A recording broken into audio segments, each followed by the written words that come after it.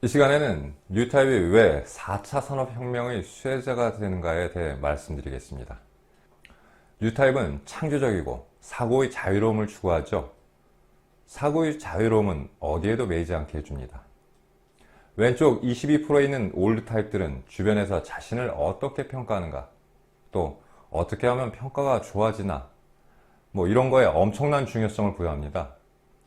그러다 보니 여러 사람들이 공통적으로 인식하는 부분을 크게 넘어서는 새로운 것에 도전을 할 수가 없는 거죠. 그래서 주변에 있는 것, 즉 남의 것을 벤치마킹하는 것 이상을 하기가 어렵습니다. 그들은 자신이 할 수 없는 새로운 영역에 도전하기보다 오른쪽 22%인 뉴타입들이 창조하는 것을 끊임없이 벤치마킹합니다. 그리고 그렇게 베낀 것을 마치 자신의 것인 양, 또 이게 만약에 들키거나 했을 때는 그렇게 할 수밖에 없다는 식으로 포장을 합니다. 뉴타입의 창의력과 관련된 부분을 단순화시켜서 한번 설명해 보겠습니다. 여러분, 드라이버로 나사를 나무에 박아본 적이 있나요? 나무에 목적한 깊이까지 나사를 박아 넣으려면 힘을 주고 드라이버를 오른쪽으로 회전시키죠. 그러면 나사가 목적한 방향으로 전진을 합니다. 이것을 수치화시켜서 한번 말씀을 드려볼게요. 예를 들어 나사가 나무를 뚫는 데 필요한 힘이 10이라고 하죠. 그리고 또 나사를 돌리는데, 드라이버로 나사를 돌리는데 필요한 힘이 또 10이라고 하죠. 총 20의 힘이 있어야지만 나사가 나무를 뚫는다고 합시다. 그런데 이렇게 나사가 나무를 뚫으려고 할 때 누군가가 미세하게 방해만 한다고 하더라도 절대 나무를 뚫을 수가 없죠. 아까 말씀드린 전제 조건이 20이라는 그 수치가 꼭 있어야지만 뚫는다고 했는데 19.999 해갖고 소수점 이하 9가 쭉 반복되는 구간만 만든다고 하더라도 절대로 나사로 나무를 뚫을 수가 없습니다. 이 얘기를 왜 했냐면은 창의력에 있어서도 주변의 환경에 맞지 않으면 창의력이 꽃피울 수 없다는 부분을 말씀드리기 위해서 예를 들었습니다. 그리고 창의력이 나오기까지는 그 창의력의 크기만큼 시간이 걸립니다. 아무도 가본 적 없는 미지의 세계를 탐험하는 경험들이 쌓이면서 서서히 개인이 가지고 있는 창의력이 드러납니다. 이렇듯 뉴타입은 주변 사람들이 뭐라 하든 천성적으로 부여된 재능 하나를 믿고 스스로 개척해 나가야 한다는 것을 영혼의 뿌리부터 알고 그렇게 자신의 길을 갑니다. 그러다 보니 뉴타입은 주변의 생활 패턴이나 인간관계 패턴을 이해하지 못하고 왕따가 되어 큰 상처를 받기도 하는 경우가 많습니다. 국가체계가 만들어진 시점부터 올드타입은 다수를 차지하는 생계타입을 선동하여 자신의 목적을 이루어왔습니다. 목소리의 큰 특징을 가진 올드타입은 사기꾼 기질을 갖고 있죠.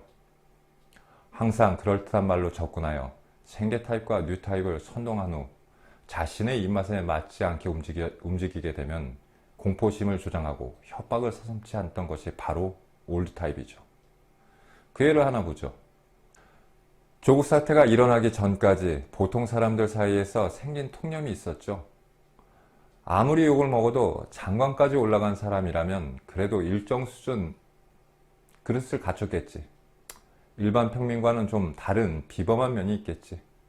최소한 양아치는 아니겠지. 이런 느낌이었습니다. 그런데 온라인 시대가 되니 그런 자들의 민낯이 드러나게 되었습니다. 올드타입이 어떤 사람들인지 알아버리게 된 것이죠. 자, 여기서 화제를 한번 전환해서 그럼 4차 산업혁명의 한 분야인 AI가 어떻게 영향을 주는지 한번 살펴보겠습니다. 현재까지 우리나라에는 학력 카스트 제도가 유지되고 있습니다.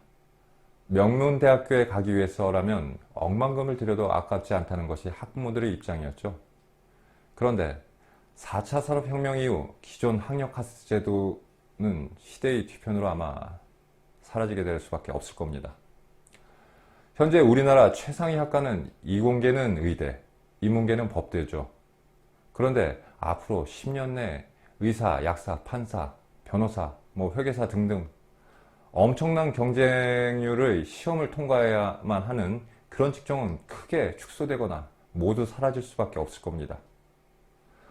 이것은 전염병 사태가 장기화되면 될수록 이들 직종의 축소 또는 사라지는 속도는 더욱 빨라질 것입니다. 이미 전 세계에서 우후죽순 만들어지고 있는 인공지능들은 기존의 의사, 약사, 판사, 변호사들을 압도하고 있습니다. 예를 들어 인간이 정복하지 못한 분야 중 하나인 암의 경우 인간 의사들의 자궁경부암 진단 정확도는 78%를 넘을 수 없다고 합니다. 폐암 진단의 경우는 40%도 안 된다고 합니다. 그렇다면 인공지능 의사의 암 진단은 어떨까요? 비교적 구버전이라 불리는 인공지능 의사 왓슨의 경우 자궁경부암 진단율 100%를 자랑합니다. 그렇다면 폐암 진단은 어떨까요? 93%의 정확도를 보여준다고 합니다. 요즘 신세대 개발자들은 3년 내에 신버전이 출시되면 가장 어렵다는 폐암 진단까지 99%의 정확도를 보여줄 것이며 거의 전 영역에서 100%를 도달할 것을 장담하고 있습니다. 이번엔 법률 시스템을 한번 볼까요? 요즘 미국에서 잘 나가는 로펌 중 인공지능 변호사를 도입하지 않는 곳은 한 곳도 없습니다. 미국 대형 로펌에서 인공지능 변호사를 영입하면서 작년 한 해 동안 초고소득 변호사 27%가 일자리를 잃었습니다. 앞으로 이것은 점점 더 가속화될 것입니다. 그럴 수밖에 없는 게 미국 최고의 인간 변호사들이 개정된 법률과 관련 판례를 검토하는 데만 며칠이 걸리는데 인공지능 변호사는 전 세계의 모든 판례와 재판 결과를 온라인으로 입수해서 1초에 30억 페이지 이상을 검토한 후 10분도 안 걸려서 완벽한 해답을 내놓기 때문입니다. 2019년 기준 미국에서만 2,000개가 넘는 법률 회사에서 인공지능을 도입하고 있습니다. 인공지능 변호사에 의해 퇴출되기 직전까지 수백만 불을 받던 변호사는 이런 얘기를 했다고 합니다. 인공지능 변호사를 이기려고 드는 것은 무모한 짓이다. 이기려고 할수록 인공지능과의 격차만 느낄 뿐이다.